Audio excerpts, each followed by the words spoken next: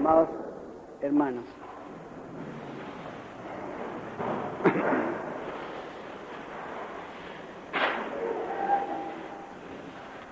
esta parábola del buen samaritano es una de las 4 parábolas capitales que hay en el Evangelio, quizá la más importante de todas, porque contiene el núcleo de toda la moral cristiana, la cual, junto con la otra noción de misterio, o sea, de Dios trascendente, diferencia el cristianismo de todas las otras religiones, también de las grandes herejías cristianas, como el maometismo o el naturalismo actual. De manera que es la piedra de toque para conocer a los cristianos verdaderos. Bastante conveniente hoy día en que hay muchos cristianos falsos, o mistongos, o falsos hermanos, como decía San Pablo.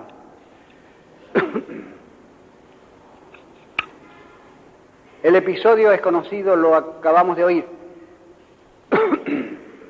Un doctor de la ley pone a Jesucristo la pregunta candente en ese tiempo, para tentarlo, dice la Vulgata latina, pero el verbo original, ekpei ratsein, significa tomar examen.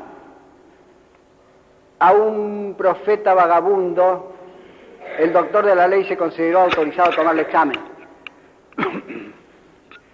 Y después se reveló que era un alma recta, pariente del alma de Jesucristo, porque se ve que conocía el precepto por lo menos y lamentaba que no se practicara, que en la práctica estuviese abolido. En efecto, saben ustedes que había en la ley de Moisés entre grandes y chicos como 600 mandatos diferentes y que los rabinos con su casuística en el Talmud habían levantado el número a 6.000 preceptos, haciendo una maraña que no se podía cumplir, ni siquiera saber de memoria o conocer, de manera que los judíos salían del paso no cumpliendo ninguno, o cumpliendo los que les antojaba. Y los doctores judíos se esforzaban en ver si podían resumirlos en unos cuantos, pocos, y si era posible en uno solo. Rectamente has respondido, le dijo Jesucristo al doctor de la ley. La respuesta era: amarás al Señor Dios tuyo con todo tu corazón, con toda tu alma, con todas tus fuerzas y con toda tu mente, y al prójimo como a ti mismo. La pregunta había sido: ¿y qué te parece a ti? ¿Qué lees en la ley? Por lo tanto, ¿estaba en la ley el precepto este? Efectivamente estaba, pero no así, sino que estaba roto en pedazos, desparramado, digamos, en el Deuteronomio capítulo 6, en el Levítico capítulo 19, en algunos profetas, y Cristo no solamente no estaba formulado, Cristo lo formuló y lo destacó, lo puso por encima de todo y en el centro de todo, y añadió una cosa insólita, que fue el amor a los enemigos, que no estaba en ninguna parte de la ley ni en ninguna de las religiones antiguas. Es inútil buscarlo, porque es una cosa enteramente nueva en el mundo, original y en el fondo sobrenatural, como veremos luego. Más tarde Cristo dirá: amad a vuestros enemigos, bendecid a los que os maldicen, rogad por los que os hacen mal, haced bien a los que os hacen mal. Pero aquí en la parábola él puso plásticamente o pintorescamente este mandato de los enemigos al hacer al verdadero prójimo, es decir, al verdadero fiel, a un enemigo de los judíos, a un samaritano. O mejor dicho, el enemigo no era el samaritano, sino que el enemigo era el judío herido. Por encima de los sacerdotes y levitas, es decir, del clero de entonces, que conocía quizá la ley, pero no la practicaba, la predicaba, pero no la practicaba. El samaritano se porta como un hombre no solamente humano, sino heroicamente humano, porque ayuda a su enemigo. Ustedes saben cómo odiaban los judíos a esa fracción cismática de las 12 tribus que vivían en Samaria alrededor del monte Garitzim y tenían otra ley diferente de los judíos. Aunque los libros sagrados eran los mismos, ellos adoraban a Dios no en el templo de Jerusalén, sino en el monte Garitzim. Lo odiaban tanto que la palabra samaritano era un insulto gravísimo, peor que endemoniado, el cual insulto no se recataron de lanzárselo a Cristo, diciéndole: ¿no decimos nosotros con razón que eres un endemoniado y un samaritano?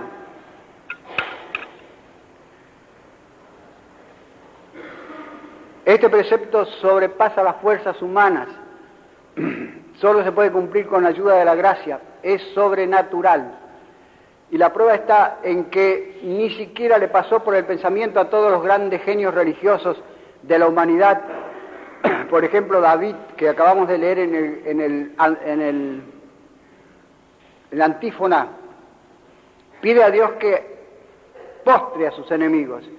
Y están llenos los salmos de David de imprecaciones contra sus enemigos, incluso pide la venganza contra sus enemigos. No había ni sombra de este precepto increíble de amar a sus enemigos. Entre los paganos, algunos de ellos, por excepción, eran magnánimos con el enemigo ya vencido. Es decir, no lo amaban, pero le perdonaban. Pero la regla general era el verictis, ay de los vencidos, el develare superbos, o sea, el guerrear contra los enemigos, contra los indóciles. Y los reyes vencidos iban por la vía Apia, marchaban detrás del carro del César o del cónsul vencedor, cargados de cadenas, después del triunfo, para magnificar al romano vencedor, como por ejemplo el gran Vercingetorix, jefe galo,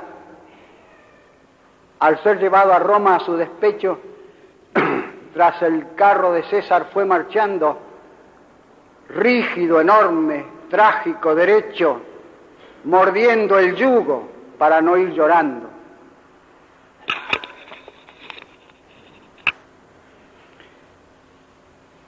Un presente a esta parábola de Cristo podía haberse preguntado: ¿y qué va a hacer ahora de este precepto imposible?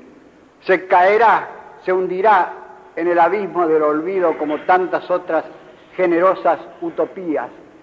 Y el precepto perduró hasta nuestros días, ha durado 20 siglos, y educó paulatinamente a la Europa, formando la raza blanca a la cual pertenecemos, que es la única raza civilizada que existe en el mundo. Solamente la Europa civiliza, dijo un poeta argentino. Más estrechamente dijo: solo el Mediterráneo civiliza. Que no nos vengan con cuentos de las civilizaciones como hacen las radios snobs, las cuales las más snobs son las radios oficiales. De la civilización china, de la civilización hindú, de la civilización japonesa, de la civilización indonesia, de la civilización de los incas o de los hotentotes. Son, en el mejor de los casos, son civilizaciones incompletas, con mezcla de barbarie. Se parecen a la flota naval de Bolivia, que tiene barcos pero no tiene agua.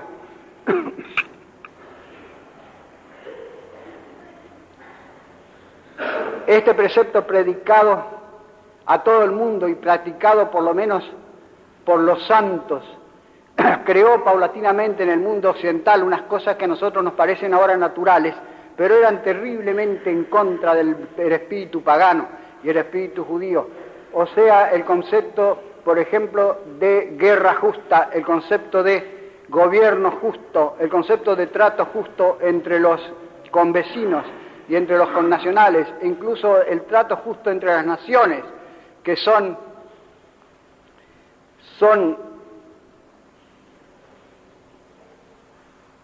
por hipótesis enemigas. Las naciones vecinas son enemigas.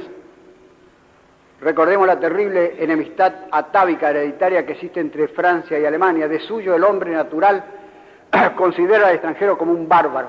Para poder amar al extranjero solamente es capaz la religión hacerle saltar las fronteras, dijo un gran filósofo judeo-francés, Bergson. Solo la religión puede trasponer las fronteras, un pensamiento religioso. Por eso ahora un falso pensamiento religioso, un pensamiento herético está queriendo hacer una sola nación de todo el mundo, saltar las fronteras del mundo, en virtud de la religión, de la democracia o de la que sea, porque solamente la Iglesia pudo formar una cristiandad de todas las naciones europeas, y si llega a hacerse alguna unificación artificial, falsa y cruel de todas las naciones algún día, es contra la naturaleza humana, de manera que solamente se hará en virtud de un sentimiento religioso, falsamente religioso, pero religioso por su naturaleza. Eso es así.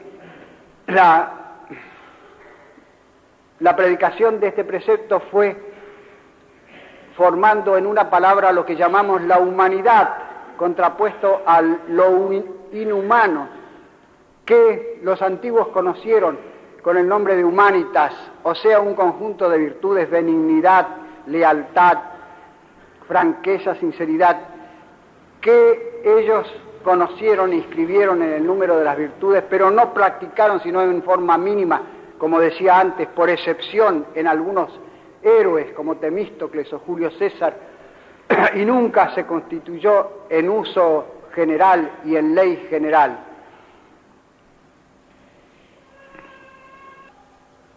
Ahora se podría objetar las quiebras tremendas que ha tenido esta ley del amor a los enemigos en la historia de la cristiandad y más en nuestros días. Pero esas quiebras propias de la fragilidad humana y de la perversión humana no han abolido jamás el precepto, porque la malquerencia, la hostilidad, la crueldad han sido reprobadas siempre en el pueblo cristiano e incluso por la conciencia de los culpables de ellos, de manera que la ley se mantenía, aunque aún en la forma negativa de remordimiento, como por ejemplo vemos en el ejemplo eximio de la conducta de San Ambrosio con el emperador Teodoreto, el cual había hecho pasar a cuchillo en un arranque de ira no muy injustificado a los de Tesalónica, a los habitantes de Tesalónica que se habían sublevado, es decir, había cometido un acto de crueldad, se le había ido la mano en la represión de la sublevación, y al volver a Milán, San Ambrosio lo echó de la iglesia y lo obligó a estarse a la puerta de la iglesia vestido de saco, como decían, es decir, de arpillera, vestido de un mameluco, diríamos hoy, pidiendo perdón a todos sus súbditos que entraban y salían de la iglesia y pidiéndole que rogasen por él, hasta que el obispo quiso perdonarle y volverlo a la comunión, es decir, lo excomulgó, pero en forma bien efectiva, lo cual es un rasgo maravilloso, increíble, milagroso, dado el poder que tenían los emperadores, el temor que inspiraban y las costumbres rudas y salvajes de los romanos en la guerra. Estas cosas repetidas a través de la historia de la Iglesia fueron las que mantuvieron el precepto del amor a los enemigos en vigencia hasta ahora. Este precepto en el fondo es el que mantiene la prosperidad y la cohesión de las naciones cristianas, de tal manera que se puede decir que cuando florece, las naciones cristianas florecen, y cuando decae, las naciones cristianas se embarullan y decaen también.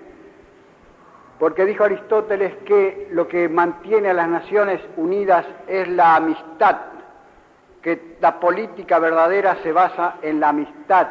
Por el contrario, la discordia es la que desagrega, desintegra a las naciones. Ahora bien, este precepto de amar a los enemigos es fácil decirlo, pero es muy difícil de hacerlo en la práctica, puede darse que nosotros creamos haber perdonado a veces y en realidad en el fondo de nuestro corazón no haber perdonado. Puede ser que creamos amar a un enemigo y en nuestro corazón, en la subconsciencia, como dicen ahora, tengamos resentimiento contra él o nos alegremos cuando le sucede una desgracia. Por lo tanto, lo mejor de todo es enseguida ponerse a orar por los que nos ofenden o nos dañan, como le mandó el cura Olesio a mi abuela doña Magdalena, la cual pasó un año entero sin confesarse, como alguna vez he contado, porque sentía odio hacia los enemigos, hacia los asesinos de su hijo, mi padre, y como buena italiana sabía que en esa disposición no podía ser absuelta, hasta que al fin se decidió ir al confesionario, y el cura Olesio, como buen italiano también, la absolvió, pero mandándole que rezase todos los días como penitencia por el comisario Lonzón, por el subjefe de policía Santa Cruz y por el jefe de policía Ulibarri. Y yo, siguiendo el ejemplo de mi abuela, si me perdonan que me traiga a colación a mí mismo, todos los días en la misa rezo por mis bienhechores y por mis malhechores, los cuales malhechores no sé quiénes son, pero en realidad mis malhechores son toda esta nación injusta y embarullada. Y mis bienhechores también son toda esta nación en lo que todavía conserva de cristiana. De manera que los que me hacen daño a mí no son la patria, sino que son la no patria.